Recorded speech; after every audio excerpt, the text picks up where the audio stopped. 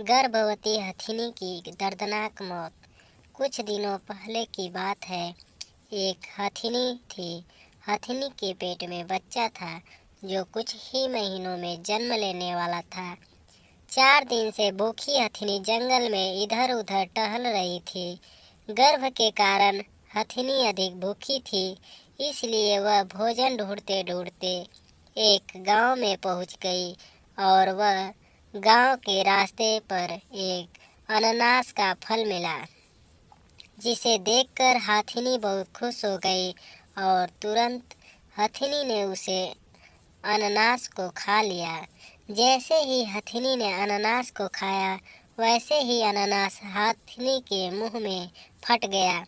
अनानास फटने के कारण हथिनी का मुंह जल गया और दर्द के कारण हथिनी चिल्ला रही थी, दर्द से तड़प रही थी।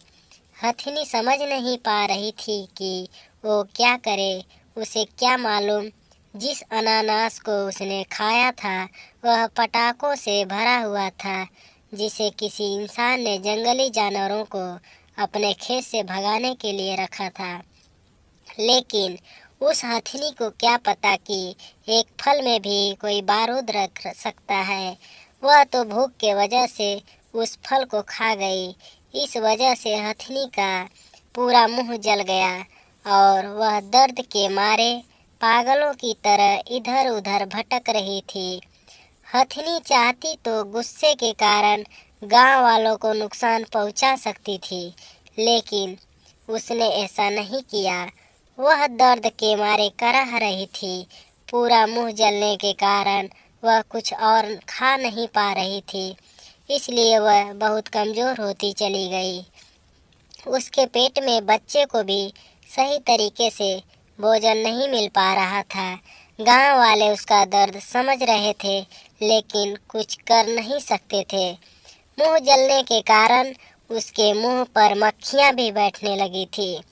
उसे भूख और उसके पेट में पल रहे बच्चे की चिंता सताए जा रही थी और वह इस चिंता से राहत पाने के लिए पानी में चली गई और 3-4 दिनों तक पानी में ही बैठी रही। गांव के लोगों ने और हाथियों की मदद से उस हथिनी को पानी से बाहर निकालने की कोशिश की, ये सोचकर कि शायद वह दूसरे हाथियों को देखकर बाहर निकल आए और बच सके। लेकिन हथिनी जान गई थी कि वह अब नहीं बचेगी, उसका मरना तय है। लेकिन वह जीना चाहती थी, अपने लिए नहीं, अपने बच्चे के लिए। शायद ही ऐसा कोई माँ होगी जिसे ऐसी कोई नौबत आई हो।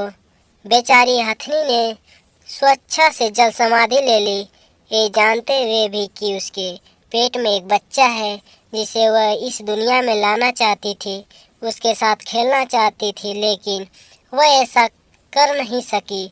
उसी वक्त हथिनी ने दम तोड़ दिया। इस दृश्य को देखकर बाकी हाथियों के आंखों में आंसू आ गए। शायद एक बेजुबा का दर्द एक बेजुबा ही समझ सकता हो।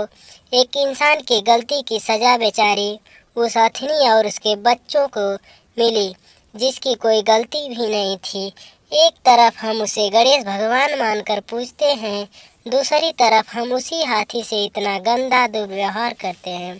इंसान क्यों भूल गया कि वो हथिनी एक माँ भी थी। शायद ये बात उसे पता न हो, लेकिन वो क्यों नहीं समझ पाया कि वो भी एक बेजुबा जानवर है, उसमें भी जान है। इंसान की इन्हीं हरकतों को देखकर लगता है जो ये आपदाएं महामारी हैं, ये इन्हीं गलतियों का परिणाम है।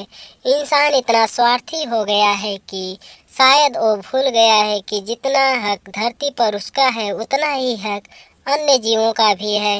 इंसान को कोई भी गलत कदम अन्य जानवरों या जीवों के प्रति उठाने से पहले ये सोच लेना चाहिए कि यदि धरती पर अन्य जीव नहीं रहे तो हम भी खत्म हो जाएंगे, क्योंकि जितना अधिकार हमारा है धरती पर, उतना ही अन्य जीवों का भी है। इसलिए हमें अपने साथ साथ धरती के अन्य जीवों का भी ध्यान रखना चाहिए।